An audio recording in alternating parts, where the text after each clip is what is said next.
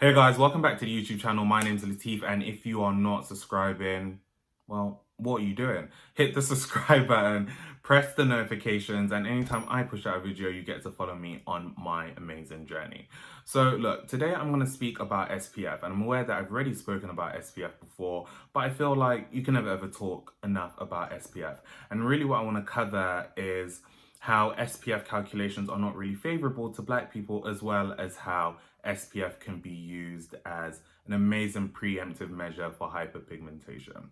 Also, first thing I want to say is that I noticed that I have hit 5k subs, which obviously may be a small win to some, but I was brought up to celebrate every single win, so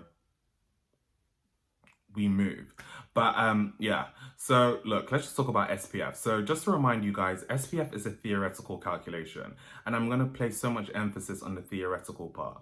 And essentially what SPF is telling us, when you look at that number, SPF 20, it doesn't mean that it's going to protect you against 20 degrees, heat, which I think is something that a lot of people thought. What it does mean is it kind of refers to the amount of time that you could stay outside in the sun. So for example, if I was to step outside and it takes my skin 10 minutes to burn, 10 minutes. If I'm applying an SPF 20, essentially what we are saying here is that I can stay out for about 200 minutes. So that is SPF 20 times the 10 minutes that it takes my skin to burn, which means I should be able to stay out in the sun without burning for 200 minutes. Now, now that's like what, 3 hours, 20 minutes. Now, the issue with that is, how often do Black people burn?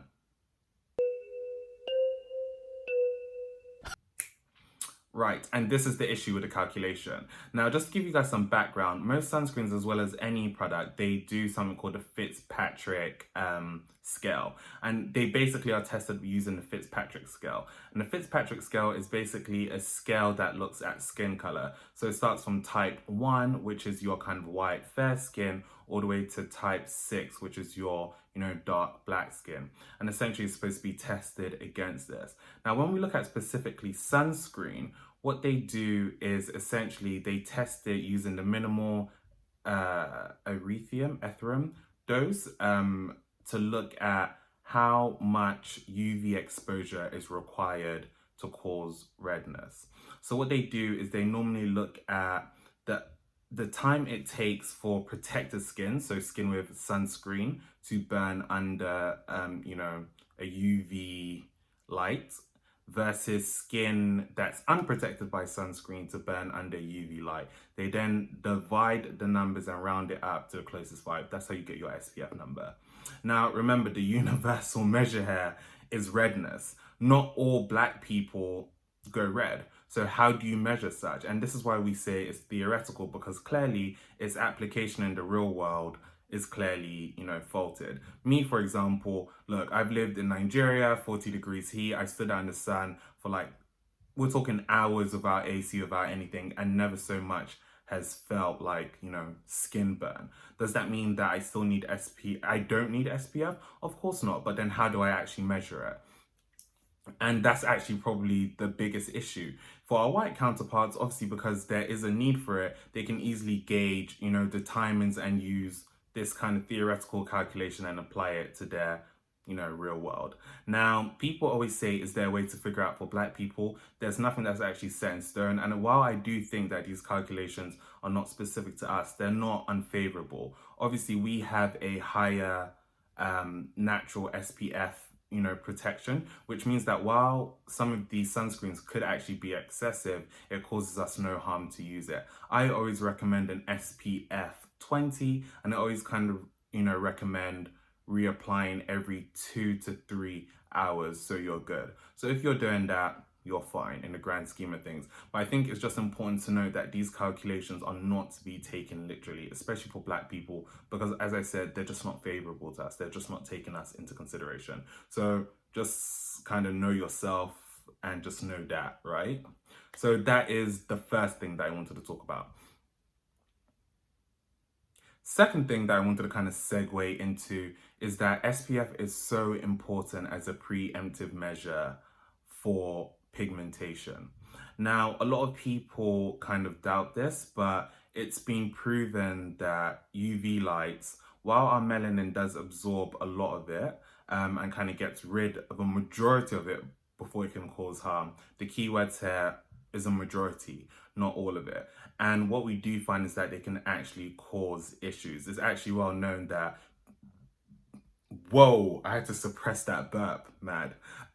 It's actually well known that pigmentation occurs far much more in black skin than it does with our white counterparts.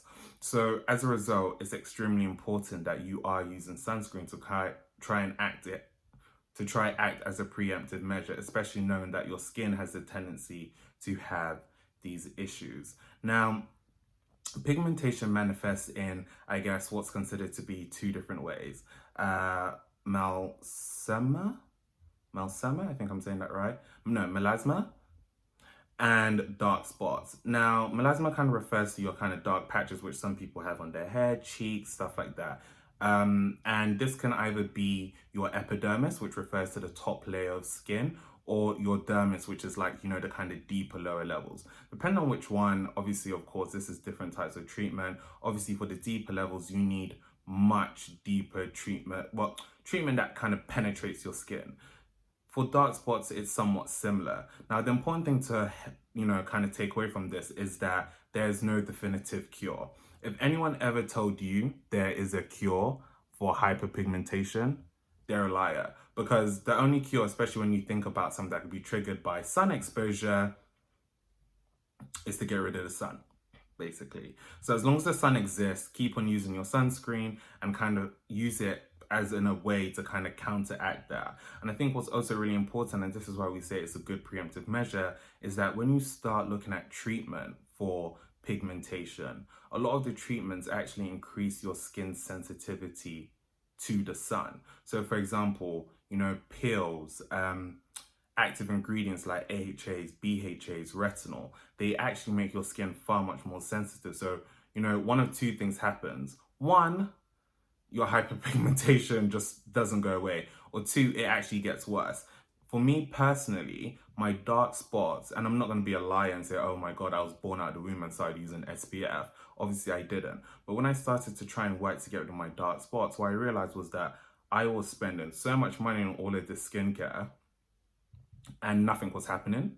Like nothing at all was happening. But then as soon as I incorporated a bit of sunscreen, I actually started to see change. And this is why we say that sunscreen is extremely important. At the end of the day, I'm not trying to sell it to you, but if you're here, you clearly care about your skin. So, just listen. It's not difficult.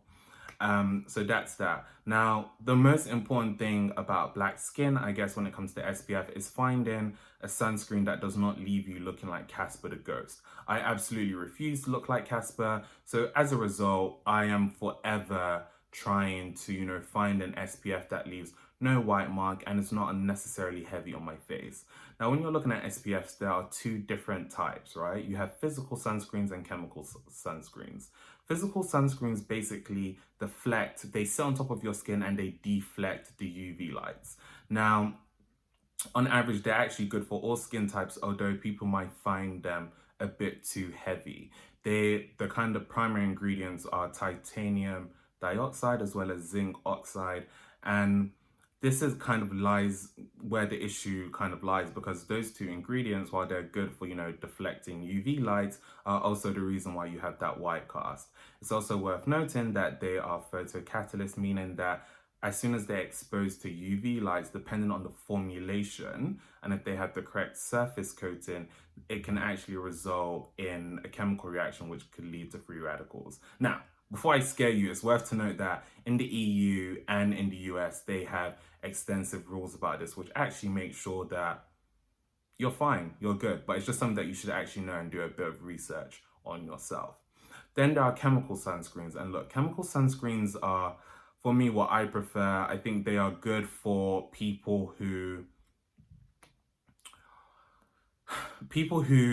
want that 100% guarantee that they do not want to look like Casper the Ghost. It's something light and absorbs quickly into your skin. The most kind of popular ingredients which you find in this is avobenzone, homosalate, octosalate,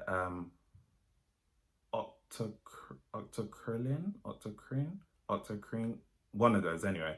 I just feel like they make science names like quite hard for no reason. Anyway, and essentially each of these ingredients actually have been criticized for a reason or not. But again, like I said, with the physical sunscreen ingredients, they need to be formulated and use a correct amount in their formulations to make sure they're safe for the general public. So generally most sunscreens will be safe, and whatever side effects that people do mention shouldn't affect you at all.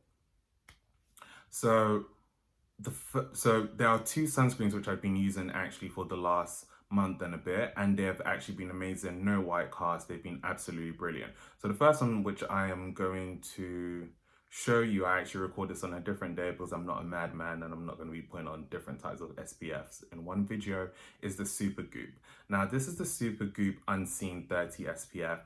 This has some of the ingredients which I mentioned before, so octocrylene, octosylate, and again, this is a chemical sunscreen. Now this dries up beautifully on your skin. It's practically invisible. So I'm gonna cut to the clip of me trying it so you can see it for yourself. Guys, this is the Super Goop 30 Unseen. So I'm gonna show you guys how this actually absorbs.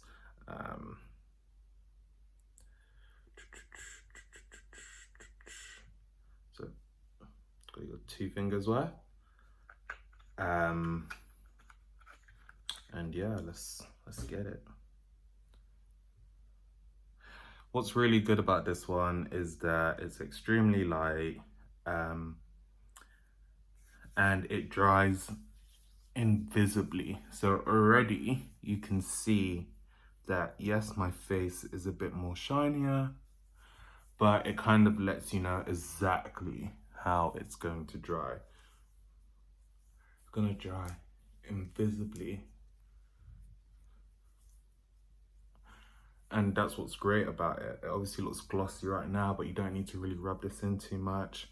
And it generally just feels quite good on the skin.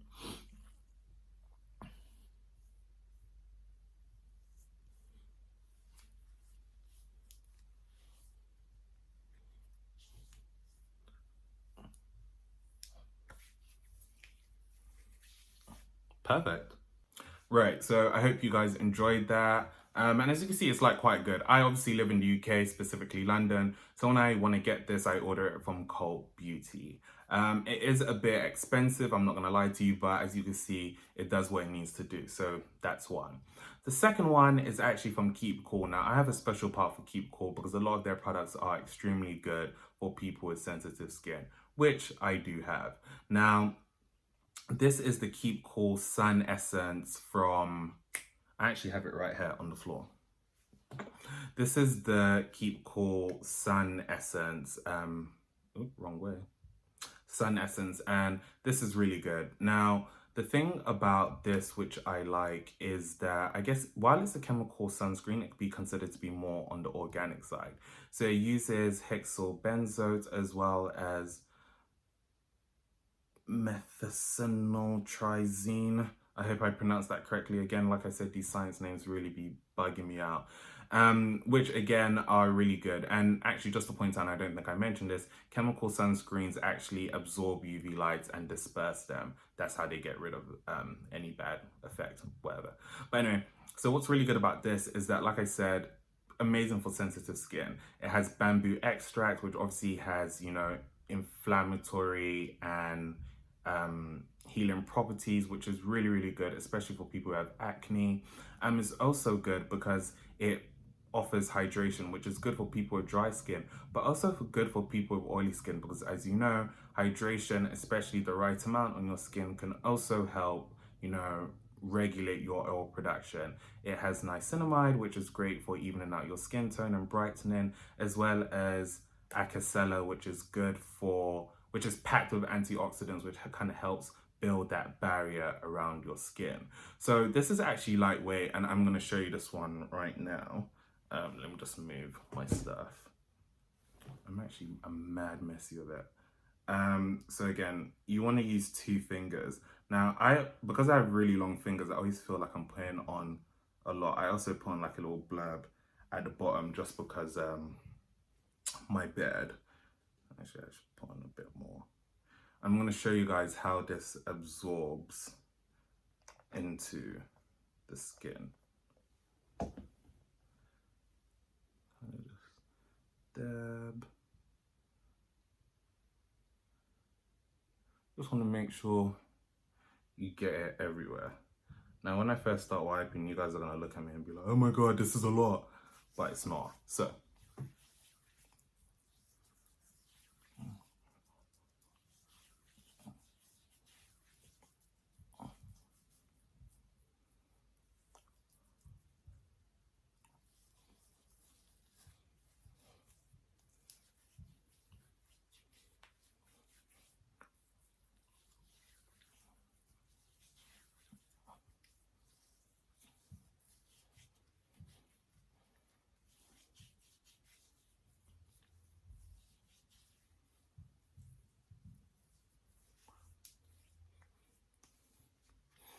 and as you can see, we are good to go. Beautiful. And I just used the excess. So that was less than 40 seconds. Look how much I put on, and you guys probably thought that, you know, I was going to come out looking like Casper the Ghost. But what's also good about this is because of the bamboo extract, it gives your skin this cooling feeling. So it doesn't feel too heavy on your face. It actually feels like pretty light. I'm actually in front of a ring light and a massive light. So believe me when I say, if I felt hot, I'd feel good. So you also want to make sure you get your ears, your whole face, your neck. If you have a beard, unfortunate, but you're going to have to just rub it in. And that's why I always put extra, because my beard kind of steals some of the sunscreen from me. So as you can see, that's 2 examples. Again, I lean more towards chemical sunscreens simply because my skin doesn't react to them. And like I said, they are usually often lightweight and absorb far much more quickly. One thing I will say to you to kind of consider is that I kind of lost my train of thought there for a second about chemical sunscreens. Yes, that's it. One thing that I will say to you about chemical sunscreens is really do your kind of research. I think there's a lot of bad press around chemical sunscreens, but it's really important to kind of find out what works best for you. So again, look, that was a Super Goop SPF Sunscreen 30, and the one that I've just used was the Sun Essence SPF. I get that one from Skin Library. That's a UK kind of Korean beauty retailer that stocks a lot of Korean brands in one place. So anyway, guys, I hope you've enjoyed this. If you have any questions, please do let me know. Like I said at the start, hit that subscribe button, hit up the notifications, like, you know, support your boy, right? But anyway, look, like I said, I'm always open to questions, and hopefully actually as I do more routines on this, I'll show you the kind of different sunscreens I have in my arsenal, because I actually have quite a lot, both physical and chemical sunscreens, or hybrid sunscreens, which are a mixture of both. But anyway, yeah, enjoy the rest of your day, guys, and all the best. And look, don't be that guy who leaves your house without SPF in it.